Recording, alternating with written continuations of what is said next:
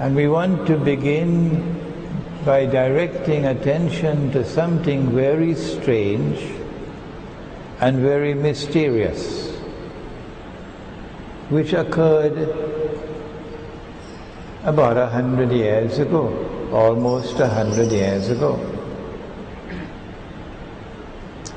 When Mustafa Kemal and his, they call themselves the Young Turks,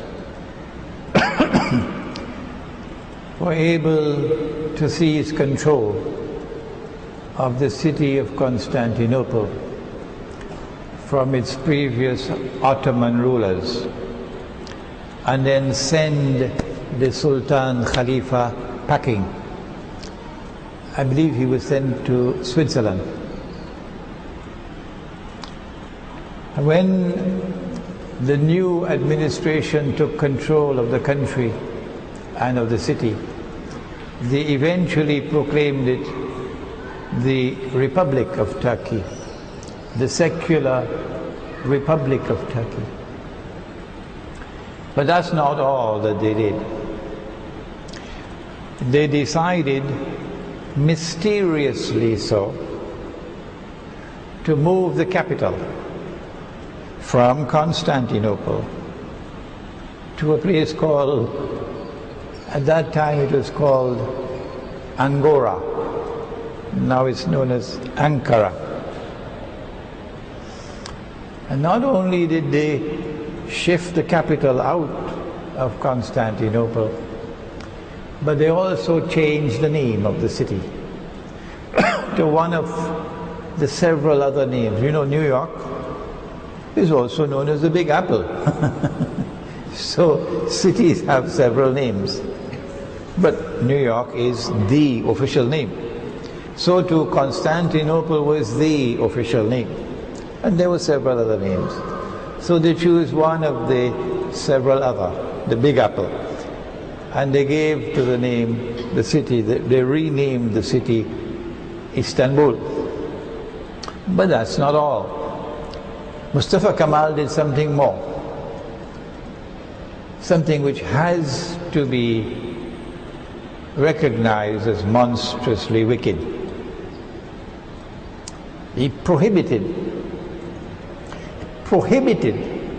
the use of the name Constantinople. The law is you're not allowed to use the name Constantinople. That's the law. You violate the law, you pay the price for it. Why did he do that?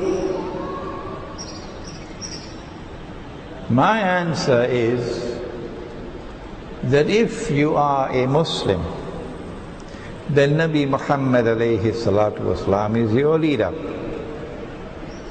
And if my leader referred to the city by the name Constantinople, as he did on several occasions, then no Muslim can be part and parcel to changing the name from Constantinople. No. It's an act of disrespect to the Prophet sallallahu ta'ala alayhi wa sallam. The enemies may change the name as much as they want, but we Muslims will stay with the name used by the Prophet sallallahu ta'ala alayhi wa sallam. And if you prohibit us from using that name, you are wicked. You are committing a monstrous act of zulm. That's how we start the lecture tonight. Because I follow Muhammad alayhi salatu wasalam, for the rest of this lecture, I am not going to use the name chosen by Mustafa Kemal. For the rest of this lecture, I'm going to use the name that Muhammad alayhi salatu wasalam used when he said, لَتَفْتَحَنَّ الْقُسْطَنْطِنِيَّةَ. You will most certainly conquer Constantinople.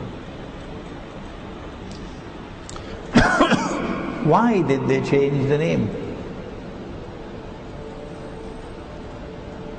I would like to suggest to you that the answer to that question is located in Ilmu Akhiru Zaman. that when you study ilm akhir zaman or Islamic eschatology, you will quickly realize that the conquest of Constantinople, prophesied by Nabi Muhammad alayhi salatu wasalam, has not as yet taken place. And we will prove that tonight, inshallah. That conquest of Constantinople is still to come. But it was part and parcel of the strategy of those who took over from the Ottoman Empire to conceal what is to come, to throw dust in our eyes so that we would forget the subject.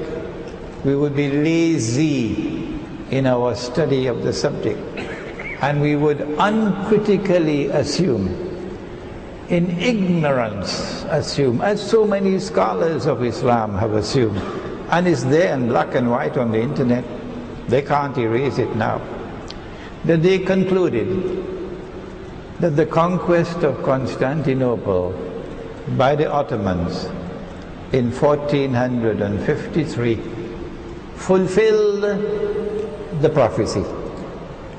That's the mountain of a mistake which they made, and they will live to regret that mistake. And so they changed the name of the city in order to obscure the subject. They prohibited the use of the name Constantinople in order to obscure the subject, that we would forget about it. But when the conquest of Constantinople does take place, and from tonight we hope that the subject is going to come back to center stage in the attention of the world, because we now have the internet, we have YouTube to reach all over the world. That when even non-Muslims learn that the Prophet of Islam has prophesied that that city of Constantinople is going to be conquered in the future, this is going to cause NATO to have difficulty in digesting their food. This is going to cause Washington and London and Jerusalem and the so-called Islamic government in Turkey to have difficulty in digesting their food, because Muhammad alayhi salatu wasalam is now returning to center stage in the world, after they have spent all this time and effort waging war on Islam, demonizing Muslims, demonizing Muhammad alayhi salatu wasalam. All of that is now going to be pushed aside as Muhammad alayhi salatu wasalam returns to center stage and the Turkish government is exposed.